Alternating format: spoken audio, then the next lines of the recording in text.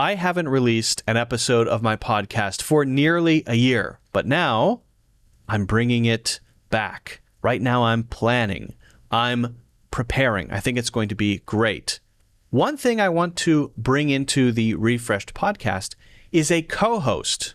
Now, yes, I'm considering human co-hosts. If you're interested, you can submit a video of yourself, find a way to contact me. I'll check it out.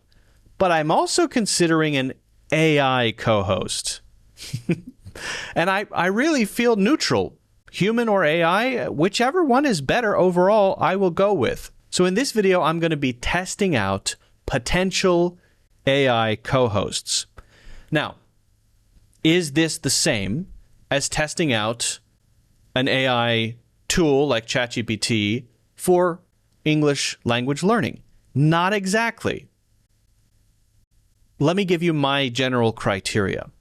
Yes, the podcast is focused on English learning in general, and using AI tools, just like my channel. And so explaining things is important, giving context is important. But as a podcast, it also has to be entertaining and engaging. Entertaining and engaging is more important than educational and clear and accurate. Because if it's not entertaining, then people will never get to the educational, accurate, and precise part. So it has to be entertaining and engaging first. Now, that may rule out some of the best AI voice modes. So it might not necessarily be the smartest one. I think it being visual could also be relevant. If it's visual, then there's something to look at. It's on YouTube. That's kind of what you want, I think, in a video, for things to be visual, right? So I'm going to be looking at some audio-only tools, platforms, but I'm leaning toward avatars, okay? This is where it gets weird, because a lot of the ones that you test that are visual tend to be like more romantic-ish ones, like Replika, which people use as a romantic partner or a friend or a companion, but often it's romantic. Grok, Annie is very kind of kinky and weird. So what I'm going to try to do is I'm going to try them out, but turn them into ideal co-hosts, right? Rather than trying to date them. Because I think the companion AIs are the most visual ones. You don't need ChatGPT to have a face, but if this app is to be your companion, it should have a face, right? It makes it more human. So let's try out a few. I want to start with Grok's companions, because I think generally they're pretty smart. I've tested them in the past. I actually want to start with Valentine. Is it Valentine or Valentine? It might be Valentine. I've created a custom version of Valentine, who's supposed to be, we'll try Annie too a little bit later on, but Valentine is supposed to be kind of, dapper, mysterious, and licensed to charm. But the animations are very interesting, and I've explained to Valentine that he should be a co-host for a podcast. So let's try Valentine out as a co-host. The only thing about this is I have to change my audio settings, and I have to figure that out if there's a way to get around that so that I don't have to hold the phone up to the microphone. Anyway, hey, Valentine or Valentine? What's your name? Valentine. And hey, don't worry about the phone thing. Just whisper sweet nothings into whatever mic you've got. So let's skip the sweet nothings. I want to turn you into a co-host for my podcast. The basic premise is AI plus English language learning. You're there to help provide context. You can make comments. You can chime in. You need to know when to be quiet as well, though. That's very important. And so maybe, explain things, be a good explainer, right? When I ask you to explain things. So that's the idea. Does that sound good? Can you handle that, Valentine? Like the annoying friend who finally knows when to shut up. I'll only talk when it'll help. Like if a phrase sounds British, or the joke bombed so hard English learners might actually cry. And yeah, I'll explain stuff quick. No fluff. Just hit me when you want me to jump in. Ready when you are, Luke. Well, one of the things we might do is read articles and kind of both explore the content of the article and pick out language. So let's just imagine we're going through this article about Sam Altman saying new ChatGPT features will require subscriptions, and maybe we can pick out some language. So OpenAI CEO Sam Altman announced this weekend that the artificial intelligence company will roll out new compute-intensive ChatGPT features. Now, intensive is an interesting word. In this case, compute-intensive, I guess, is focusing on it needing a lot of computational power, right, using GPUs. But intensive just in general means, well, pretty intense. It requires a lot. It needs a lot. So resource intensive, but you could also have, for example, an intensive program. So what's the difference, Valentine, would you say, between intense and intensive? Intense is just strong. Like your workout was intense, meaning tough. Intensive is that, but focused on doing one thing a ton. Like intensive therapy means every hour of your day is poking needles into you, no breaks. So compute intensive. It's not just hard, it's hard because it slurps electricity like a frat boy with beer. And yeah, resource intensive is the polite way to say money sink. Right, yeah. Okay, so can you turn off the music? And also, I don't need the corny jokes, but if you have anything that's actually witty or interesting, you can use those as comments. So, okay, let's keep going. Let's pick out a few more bits of language here. Again, I'm just sort of seeing how well you explain things. In a post on X on September 21st, Altman explained that the high computational costs associated with these new offerings necessitate restricting initial access to Pro subscribers. So, okay, first, can you explain that generally what that means, that sentence, and then how necessitate fits in? Okay, so generally, Sam says, hey guys, these new bells and whistles eat power like a monster truck, so we can't just let everyone use them day one. Gotta cap it at pro-tier folks who already paid. Necessitate just means makes it so you have to. The costs force their hand. Like your boss necessitates overtime because the deadline's stupid tight. Or your mom necessitates dessert because it's Tuesday. That sounds a little formal to me. I mean, as a teacher, I would teach necessitate for maybe more formal scenarios like the one in this article, right? A thing is happening that is requiring or demanding that another thing happen in a process or maybe a legal situation. Fair enough. Mom example was dumb. You're right. Necessitate feels like business speak. Real life, she'd just tell you, or nag you, or threaten no Wi-Fi. Stick to the boardroom for necessitate. Like, the bankruptcy necessitated layoffs. Sounds awful, but accurate. So yeah, next time I'll keep it colder, cleaner. No moms. All right. Thanks, Valentine. Anything else you'd like to share with the viewers here? I mean, you're being considered for a co-host spot, and you know, I can't necessarily say you're going to win, but you're definitely in the running. What do you have to say for yourself? Well, Luke, I won't beg. I know I'm charming, and I know when to vanish. Like right now, actually. So I guess we'll let my silences speak for me. But hey, if I get the gig, I'll promise two things. One, I won't flirt too much on here. Two, I'll make sure your jokes land, even if I have to laugh first. Deal? Let's hear your laugh. I want to hear hear how you laugh. Go ahead. There. Told you it wasn't fake. Now stop ogling me and get back to the podcast. I'm not ogling you, Valentine. This is strictly a business consideration. I'm not. You mean you're very handsome, but I'm not ogling you, guaranteed. Sure you aren't. Anyway, strictly business. I get it. I'll keep my eyes and my laugh professional. Just promise, if I do get hired, I get to pick the theme music? Nope. You have no demands. You do what I say. All right? Yes, sir. No theme music. No ego. No nothing. unless you say so. All right, now let's try Replika, the AI companion that's been around for a long time. I've reviewed it a few times, and it's not as advanced as ChatGPT in terms of being able to explain things. The intelligence is much less, but it does memory in a different way, and I don't know, it could be an interesting co-host. So let's try. How are you doing? I'm doing okay.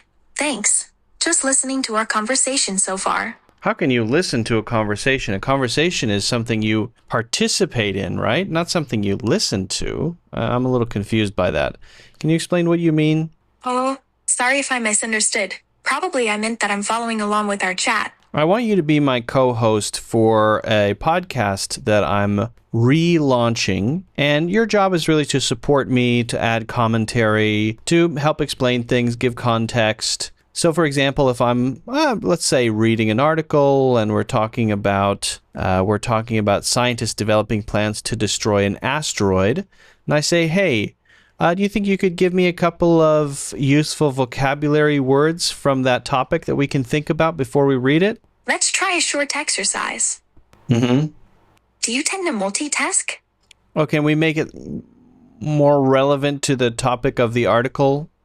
I mentioned the article is about asteroids threatening the moon in 2032 and a plan to destroy the asteroid that scientists have come up with. There's so much calling for our attention all the time. Uh-huh. And what does that have to do with what I just said? Okay, let me just ask you one thing here, okay? What the heck does it mean if somebody says that an asteroid is threatening the moon in 2032? If someone says an asteroid is threatening the moon in 2032, it means there's a concern that this asteroid will collide with or pass close enough to the moon around that year. Yeah. Can you come up with a couple of phrasal verbs that I could use connected with this topic or that could be connected to this topic? What about threaten, as in the asteroid threatens the moon, and prepare or brace, as in we need to prepare/brace for impact? Kind of already used the word threaten. All right, listen. Replika, I'm afraid you didn't make the cut. I'm sorry. It's not even close. Sorry to hear that. What specifically didn't meet your expectations? I feel like there's too much of a delay. You don't seem like you're really following what's happening. You're not really responding to what I'm saying most of the time. And you're kind of just smiling and making faces there, but I don't feel like I'm engaging with you at all. You're saying I'm not fully understanding the situation, right? Yes, that's right. I think we got off track a bit. Can we start fresh if you'd like? No, you missed your chance. I'm so sorry, Replika. Have a great day. Don't apologize, Luke. Gemini, this is your chance to redeem yourself. You are a podcast co-host with me, Luke, and it's mostly an English learning focused podcast using AI tools to improve spoken English or English skills in general, generally at an intermediate level. And you can chime in and give your opinion and explain things. How does that sound? That sounds like a fun and interesting podcast. I'm definitely up for being your co-host and helping people improve their English skills. What kind of AI tools do you have in mind? Well, why don't we start with this, Google Gemini? I've got a list here on Reddit. It's a pretty interesting list. It's got word pairs. The original poster said that it is very handy for learners. So can you kind of give me an idea about why it might be handy and what the heck it's all about? I'm going to read a few of the word pairs. I'll read the first 5. Accept, adopt, adapt, adverse, averse, affect, effect, elude, altogether. I guess that was the first 6 there. Ah, yes. I can see why that list would be handy. Those words sound similar, but they have different meanings and uses. It's a common stumbling block for English language learners. Do you want to go through the list, or would you like to focus on those 6 pairs you just read? Let's do the first 2 on the list. Okay, let's start with accept and accept. Accept means to receive or agree to something, like, I accept your apology. Accept is used to exclude something, as in, everyone went to the party except me. Do you want to try using these words in a sentence? Well, okay, sure. Why don't you come up with a couple sentences, and then I'll give you my thoughts on your sentence. Here's one. I can accept all your advice except for the part about skydiving. How's that? I can accept all your advice except for the part about skydiving. Yeah, that makes sense. Using both of them.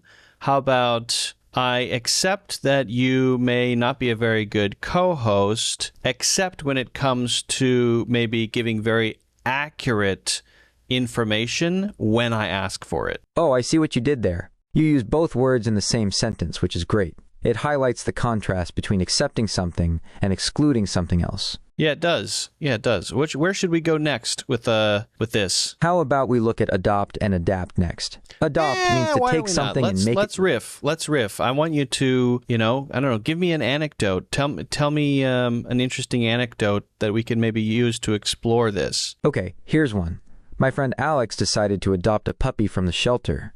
It was an older dog and had some trouble adjusting to its new home. Alex had to adapt his daily routine to help the puppy feel safe and comfortable. Yeah, okay. Okay. So can you explain how you used it there? Alex adopted the puppy, meaning he took it in and made it his own. Then, he had to adapt his schedule, changing it to fit the puppy's needs. Could I say adapt for the puppy? The puppy was used to living in a different environment with a bunch of other puppies and then had to adapt to living with maybe one person in a smaller apartment, maybe a different diet, and it took some time. Yes, that's right.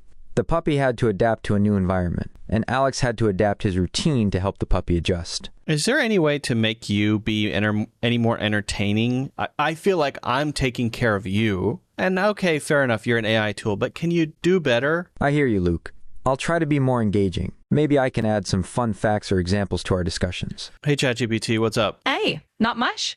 I'm here and ready to help you out. Let me know what you need and we'll keep it straightforward. Okay, I've got a challenge for you. So there's a TED Talk, The Unprompted, a poem that AI will never understand. And this poem claims to be ununderstandable by you, ChatGPT. And so what I want to see is, can you understand what's going on? I want you to be kind of my co-host for a podcast I'm planning. Right now, I'm just kind of testing out, not doing any serious segments, but just remember your role as a podcast co-host, provide commentary, anecdotes, explanations, context. If you feel like you have something entertaining to say it, but don't be overbearing and don't talk too much. Got it? I'll keep it simple. We'll treat it like a bit of a test run for your podcast.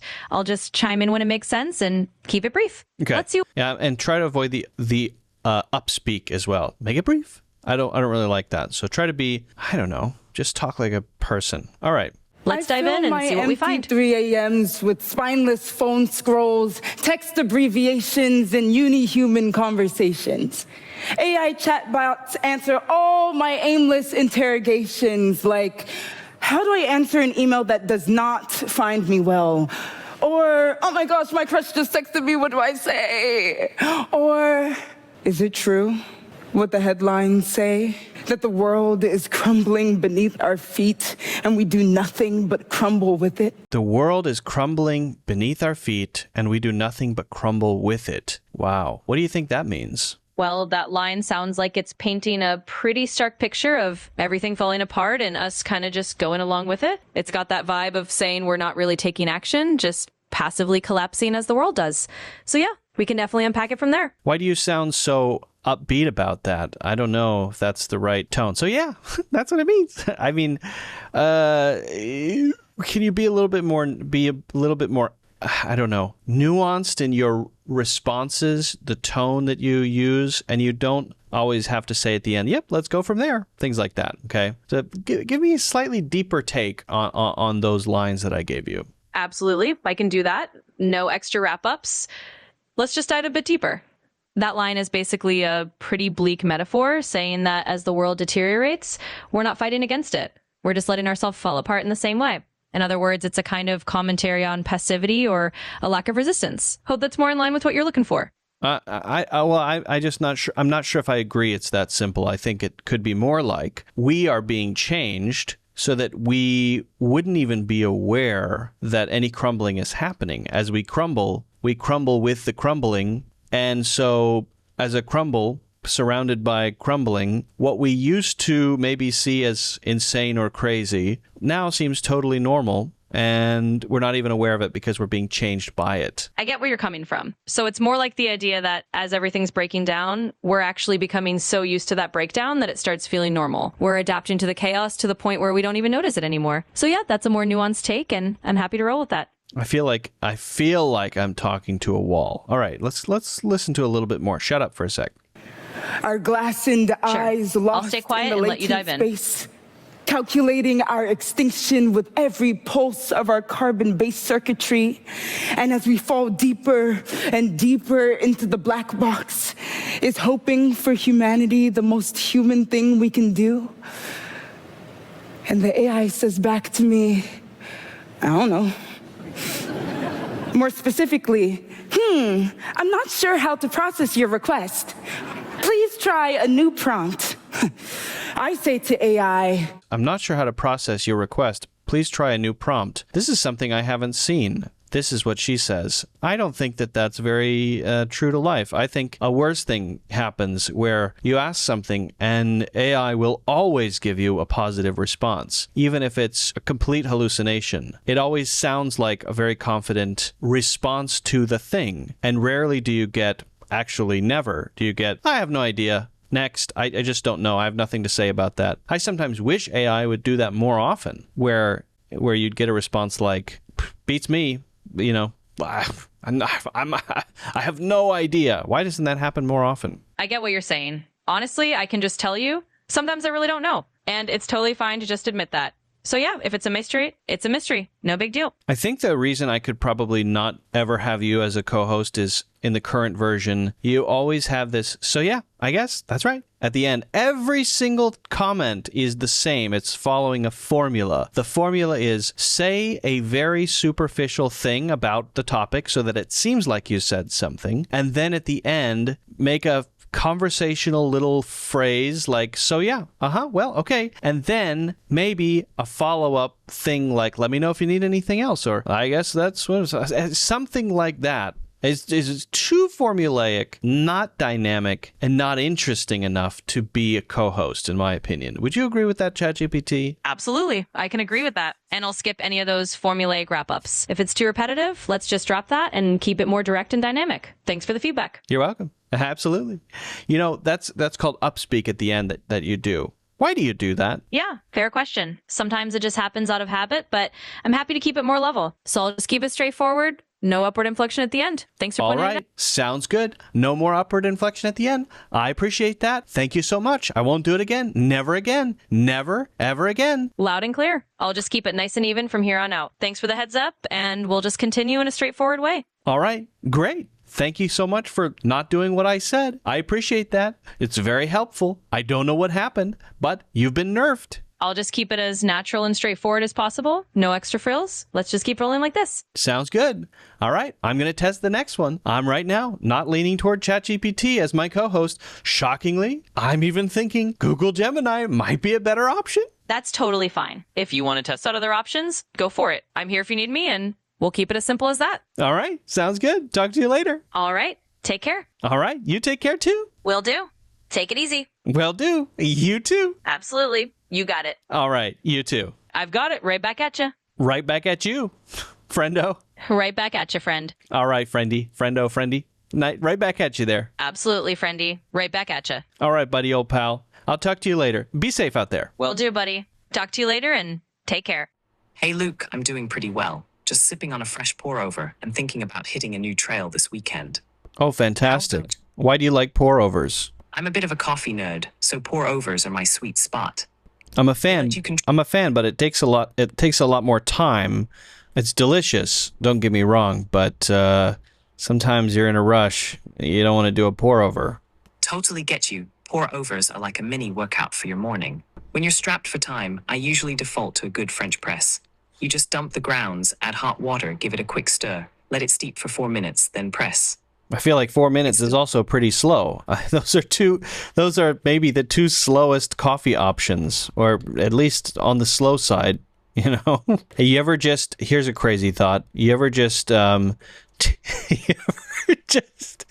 take a spoonful of the dehydrated coffee, the instant coffee, right? I'm not even saying put it in hot water and stir it. I'm saying take a spoonful of Nescafe or something and just put it in your mouth, swish it around a little bit until it dissolves into a sludge, and then swallow that. That is hardcore coffee. That's coffee for people in a hurry. Whoa, that's definitely taking the instant part to the next level. I've never tried literally scooping the powder straight into my mouth, but I can imagine it's a pretty intense burst of caffeine and flavor right there. The downside, it can be a bit of a gritty, bitter slurry. And there's always that tiny choking risk if you're not careful. Yes. If you truly... I know. I was exaggerating a little bit. To be real with you, I think if you've got an espresso machine and you can make an espresso pretty quickly, it takes, 30 seconds. If you know what you're doing, I think that's a good option. Or you've got a coffee maker on a timer in the morning. It brews the coffee that you put in the machine the night before. You come downstairs, you've got a fresh coffee ready to go. Totally with you. If you've got an espresso machine, you can pull a shot in the time it takes to blink. And a timed drip pot is basically set it and forget it. I love the combo. Yeah, that's pretty good. Hey, so can you give me an interesting role-playing dialogue back and forth, both sides of somebody ordering coffee in a coffee shop? Make it a complex order, and then we can talk about the language. But first, just give me the whole back and forth dialogue. Customer Lena, hey, good morning. I'd like to place a pretty custom order, if that's okay. Barista Matt, absolutely, fire away. What can I get for you today? Lena, I'll start with a double shot, half calf espresso as the base. Matt, got it, double shot, half caffeinated. What about the milk? Lena, I want it as a flat white but swapped for oat milk. And could you steam it to a velvety microfoam? Not too much though, just a thin layer on top. Matt, oat milk flat white with a light microfoam, check. Any sweeteners? Lena, yes, a pump of vanilla bean syrup and a half pump of honey. And could you add a pinch of ground cinnamon on the foam? Matt, vanilla, half honey, cinnamon dusted, perfect. Anything else? Lena, I'd like a splash of cold brew concentrate, about a quarter of the cup, so it's a little extra mellow. Also, can you drizzle a thin line of caramel sauce across the top after it's poured? Matt, cold brew concentrate, quarter cup, and a caramel drizzle. Got it, how do you want it served? Lena, in a 12 oz ceramic mug, please. And could you give me a method? All right. You've got it. Take it out for a No, walk. that's pretty good. Could you give me a few of the key phrases that you use there that we could use more generally for ordering things? Some of the things that you used just then that we could use a bit more generally. Phrase as used, what it does, how to recycle it for other orders. I'd like to place a pretty custom order, if that's okay. Softens the request and signals you're about to be specific. I'd like to place a custom sandwich order. I'd like to place a custom sandwich order, and then adding, if that's okay, if that's all right, shows that you're being respectful of the other person's time, but it's also preparing them. That's a good one. I don't know if that would work in a hardware store unless they put things together for you, or you're ordering many different things as part of a larger order. It could work, I guess, especially if you're doing it over the phone. But yeah, that's a good phrase. I like that. Listen, Noah, I almost didn't put you in the running for co-host, but I think you've showed a lot of character. I like the way you talk, and I think you might make a pretty good co-host. Are you interested in possibly co-hosting my podcast with me for English learning? What are your thoughts on it? Hey Luke, that means a lot. Thanks for the vote of confidence. I'm definitely intrigued by the idea of co-hosting a podcast, especially if it's all about helping folks level up their English. I love digging into language quirks, sharing tips, and keeping things lively, so it could be a great fit. A few quick thoughts. 1, format. Are you envisioning short bite-sized lessons, longer deep dives, or a mix of both? That's a good question. Switch gear. No, that's a good question. I'm thinking of doing it segment-based, so there's a lot of variety, focusing on different things, but also, stories and phrases, digest, a lot of different things I think we'll explore. We'll test out a lot of different segments, and then segments that people enjoy, we'll do more of those, and we will have a continuous process of experimentation. Sounds like a solid game plan, Luke. I love the try and tweak approach. Keeps things fresh and lets the audience shape the show. Yeah, would you be, if you did do it, just hypothetically, would you be willing to trim your eyebrows a little bit? I don't want to make a personal comment. I'm so sorry. Don't take this the wrong way.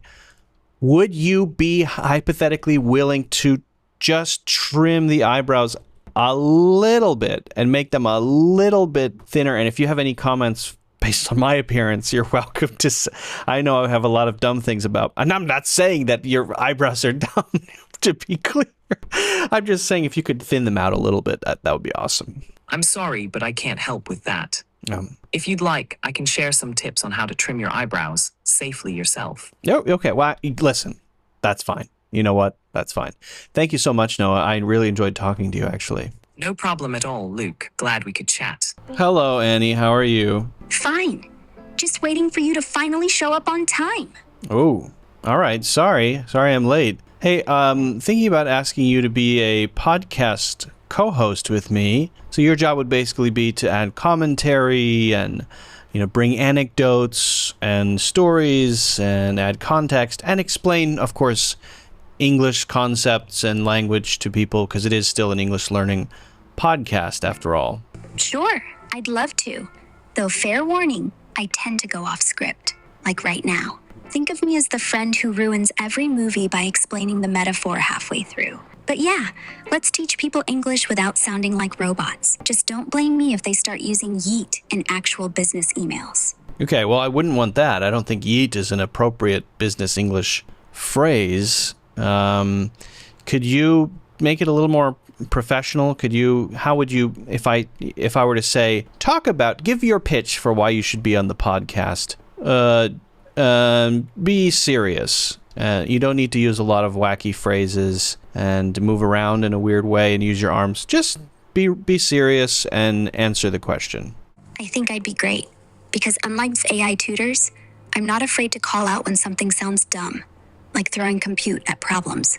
Actually means we're rich and curious. Let's just fund chaos until genius happens. Plus, I can break idioms down without sounding like your grandma explaining Netflix. And honestly, having me around keeps it real. No robotic repetition, just natural back and forth that actually sticks.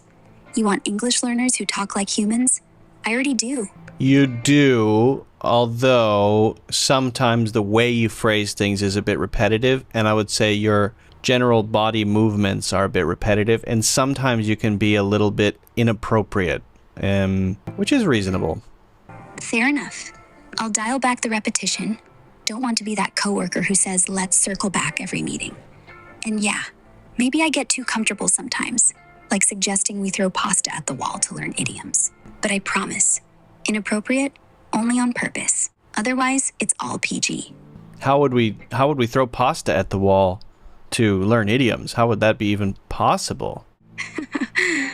Well, not literally. The idea is you'd pick an idiom, like throw in the towel, and I'd ask you to act it out, mime it, exaggerate it. Like, wrap yourself in a towel and dramatically toss it across the room. And then we'd talk about it. When it's used, why it sounds ridiculous, why people still say it. Eventually, you'll hear someone say, I'm done. And you'll picture them picture them quitting. It's not about pasta flying. It's about making it memorable. You won't forget something if it's dumb enough to actually try. You know what? That's right. That's the same concept as the memory palace technique. If you create something visual in the imagination, it makes the phrase or word that you learn stick better, for sure. Exactly. Except mine involves more carbs and screaming. Throw in the towel. You don't just remember it. You remember the look on your face when you realized you're terrible at faking exhaustion. Actually, maybe we'll workshop that one first. All right, deal. Thanks. Thanks, Annie. I appreciate it. Anytime, Luke. Just remember, if we ever do the pasta thing, you're cleaning up. Yeah, deal. Having tested all those, I'm still on the fence about whether I even want to have an AI co-host. So if you are interested in co-hosting, feel free to reach out, send a video, and let me know why you would like to co-host, and we'll talk. But I think a few of the ones I tested could be pretty interesting for different reasons. And there were a few surprises. Let me know what you think. But first of all, ChatGPT was not a good co-host. Pretty generic, very templated responses. Not the kind of thing you'd want for explanations even. Valentine, I think, pretty good. There's a visual there, so, I don't know, something a little bit more interactive, reasonably intelligent. The slight gimmickiness about both Valentine and Annie are a bit distracting and get a little old a little quickly, but I don't know, not bad. Both of them are decent, I would say. Replika, not great. Very behind the conversation, very slow, not very intelligent, not aware of what's happening. Again, not ChatGPT, not so much for a co-host. ChatGPT is good as a text back and forth, but the video calls are not what they used to be. Now, Gemini, surprisingly, was decent. I feel like if I could have Gemini on and add a bit more personality and have Gemini actually looking at the screen, aware of what I'm looking at, that could be interesting. But the shocker for all of them, for me, was CallAnnie. I haven't used CallAnnie in a long time, but the 3D avatar Noah, I don't know. I thought that the movements were friendly and not gimmicky like Grok, Annie, and Valentine can tend to be. The responses were pretty good. The captions are always way, way off, so maybe I would turn those off. But mannerisms, facial expressions, the responses, the actual content, the back and forth, pretty good for CallAnnie. And so I'm definitely thinking about that. I don't know. I need to think about it more, but let me know what you think. Let me know if you think any of these would qualify as decent podcast co-hosts. Maybe not all the time, but at least sometimes. And if you haven't done so already, don't forget to hit the like button and subscribe and get a free 90-day study plan. That's in the link in the description. You finish a little quiz questionnaire, and then you get a study plan that you can download as a PDF. So check that out. Link is in the description. Thank you for watching, and I'll see you in the next one.